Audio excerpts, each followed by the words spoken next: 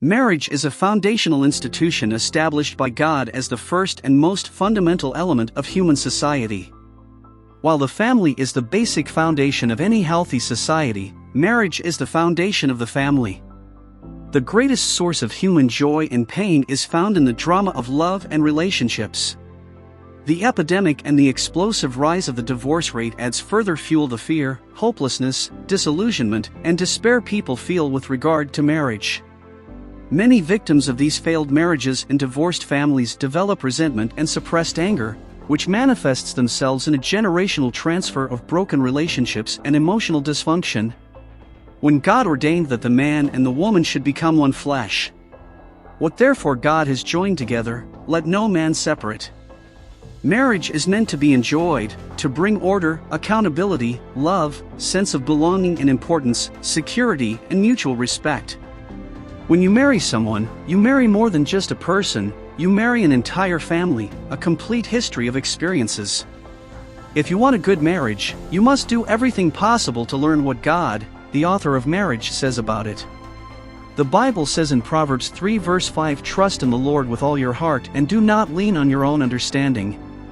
God has the only design, and this design, when it is fulfilled in the power of God's Spirit, will cause us to have spiritually functional families.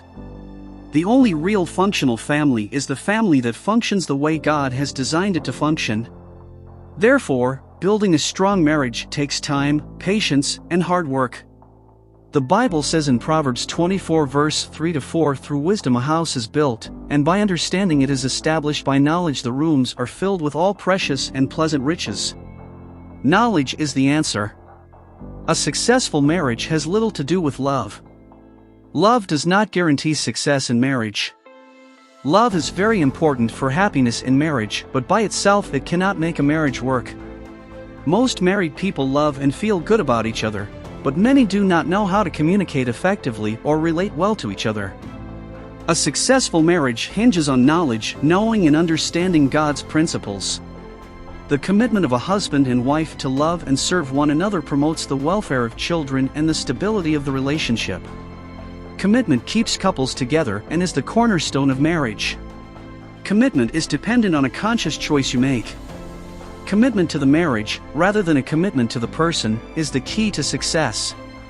It is the level of your commitment to God that will determine how committed you will be to your marriage. Submission to God's will should be our core motivation for working on our marriages. Just as pressure purifies a diamond, so the everyday problems and challenges of life purify a godly marriage. For marriage to work, it has to be selfless. We enter marriage, not for ourselves, but for each other.